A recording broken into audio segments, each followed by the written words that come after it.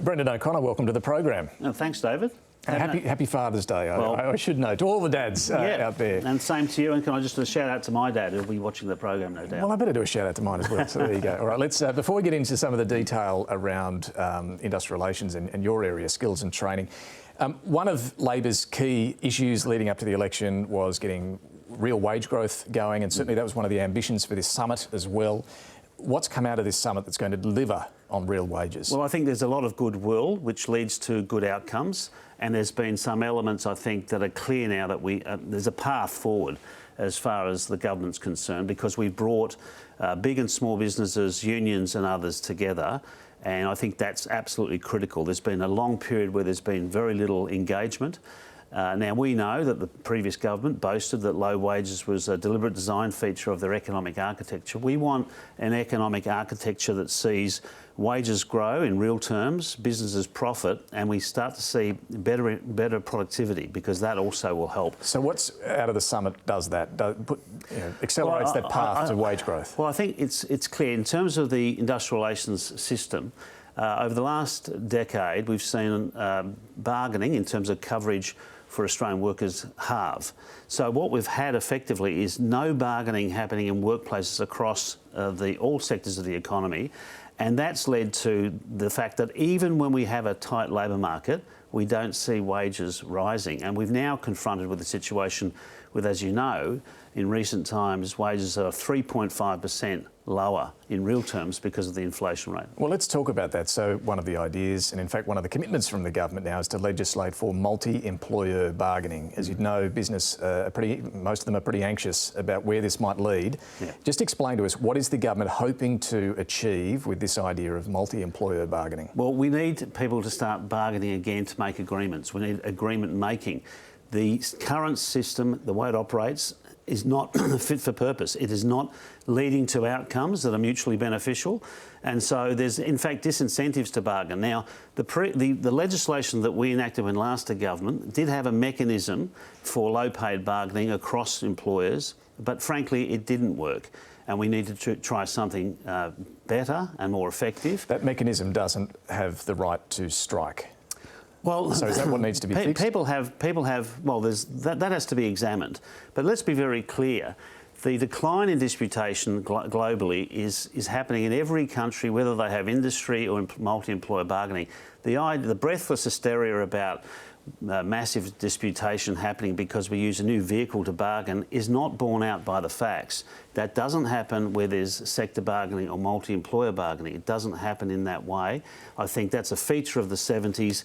Whether it was here or whether it was in Europe or parts of North America or Great Britain. But the change you're suggesting here is that workers would have the right to strike. Well, firstly, there of course employers have rights to lock out, and there are rights to take action under law presently, and we have to examine how that works. But that's with this multi-employer bargaining, though, that's the change. But also, what you have to look at is every moving part of this potential policy, and Tony Burke is engaged with employers and with, of course, unions, and there's been, I think, goodwill, and there's even been an effort to work that thing through. But why I say moving parts, David, is because with rights to take action, either for employers or for employees or unions, there's also, of course, the role of the Commission in terms of arbitration. That's always been a very important mechanism of any form of multi-employer bargaining. And that also constrains, if you like, the level of action that could be taken. Just to be clear, the sort of things the government's looking at are the right to take strike action and the right for the Commission to arbitrate. I think you have to look at all of it together. That's a yes. But the real focus is getting agreements. And what has happened is we've seen collective bargaining halve in a decade, and that has led to the lowest wage growth of any decade in living memory. And one of the other questions I have on this is, would it be compulsory or opt-in? Because all of the business groups, even the Council of Small Business Organisations, says this has to be opt-in. Yeah. Well, again, that will be obviously subject to the discussions between. So it might be compulsory. I think that's something that has to be discussed, because in the end you can't even rule that out, that it would be compulsory for employers. I think it's fair to say that there'll be people who want to have an enterprise bargain, and want to be separately bargaining. I also understand that COSBOA and the ACTU have talked about making sure it's fair and fit for purpose for small business. They say it must be opt-in, and you're saying it may not be. Well, I'm saying they're the discussions that will be had, and they have to be had by the government and all of the players. But I think the tone of the summit will inform those negotiations. The New South Wales Premier, Dominic Perrottet, is threatening at the moment to tear up an enterprise agreement with rail workers. There's a big dispute going on in Sydney at the moment. Your colleague, Tony Burke, the Workplace Relations Minister, has written to the independent umpire, the Fair Work Commission, saying the government intends to remove the ability for employers to terminate agreements. Nothing's yet gone before Parliament, but he's written to the umpire nonetheless about this, and the opposition has raised concern about it. Here was Michaelia Cash this morning on Sky. For a minister in the government to write to the Independent Fair Work Commission and seek to influence them in how they make decisions, that should deeply concern all Australians. Why has the minister written to the umpire at the moment? Well, I think firstly, the first time it was raised by the government was in relation to the tugboat dispute, where the New South Wales government was looking to terminate that agreement, which would have reduced their wages by 40%. I mean, these were people that the Premier himself called heroes. And that was the first time I think Minister Burke then raised concerns about that, quite rightly. And I think the letter has just been a foreshadowing of our intent to the Fair Work Commission. But why does the minister need to foreshadow with the independent umpire what the government's going to do before anything's gone to Parliament? Is that appropriate? The Fair Work Commission's meant to be independent. Well, the Fair Work Commission is independent, and the President and the Commissioners will work pursuant to the Fair Work Act. The government, I think, as a protocol, was just foreshadowing our intent, and we know that there may well be some employers that may seek to terminate agreements before the legislation. And is it just entirely coincidental that he's done this while this big dispute's going on in New South Wales where the Premier's threatening to terminate the agreement? Well, the first time he did air it was at the, I think, at an employer body conference. But his letter this week. Sure, but that wasn't the first time he aired it publicly. But the timing looks like it's aimed at this New South Wales dispute, is it? But he first, I'm just making the point that he did first raise it in relation to another matter, not to do with the matter that's now before where there's a conflict between the state government of New South Wales and the RTBU. But was this week's letter about New South Wales and the rail dispute? Well, I think it was a general foreshadowing of a change to the Fair Work Act. Just coincidence that... Well, as I say, it reflected comments he'd earlier made in relation to another matter. Let's move to migration. The government's lifting the permanent migration intake to a record, 195,000. There was clear consensus at the summit that there needed to be movement here to deal with skills shortages. But in the long term, is this the best way to fill those gaps? Well, it's one of the ways. It's not a binary choice. And of course, in my portfolio, we want to see better investment in vet and higher education. We need to reform the vet sector. We need to put TAFE back at the centre. We need to deliver courses, apprenticeships and traineeships that are actually filling skill shortages, and we need our new body, the Jobs and Skills Australia, to precisely anticipate the changing nature of the labour market. So when we invest billions of dollars to ensure that we have the skills that we need, they're in areas of emerging demand as well. So that has to happen as well. But of course, the immigration decision's important. What we had under a previous government, we had Peter Dutton and Scott Morrison not understand that immigration is also an economic portfolio. We have almost 1 million visas that have not been processed. We've got thousands and thousands of temporary visa holders who've been here for a decade in areas of skill shortage who can't get permanent residency. That is, and we had, of course, the temporary visa holders who were not provided any JobKeeper or Job Seeker flee the country. It was either starve or leave. So we were left with greater skill shortages than should have been the case if the previous government understood the importance of immigration and temporary and permanent skilled migration to the economy. Let me ask you about the temporary skilled migrants. They currently have to be paid at least $53,900. That's sort of the minimum. That figure hasn't moved for nearly a decade. Will that threshold be increased? Look, we have to examine that. That has meant it's fallen in real terms.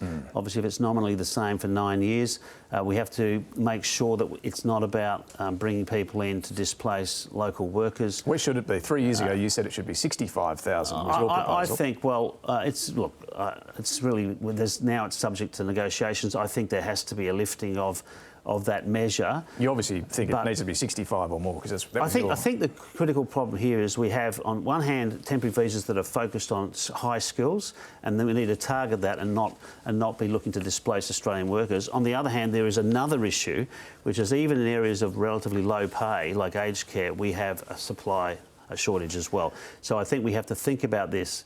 These are complex issues, and we need to work out how we deal with each sector. Let's turn specifically to your portfolio skills. You mentioned just a moment ago what was announced, $1 billion, $1.1 billion from the Commonwealth, the states and the territories to fund 180,000 fee-free TAFE places. But I think you just said billions. So that money's for next calendar year, 2023. Yeah. What happens after that? Okay, so the first thing is it's very important we got some certainty next year, and focusing on TAFE in particular, but other vet providers.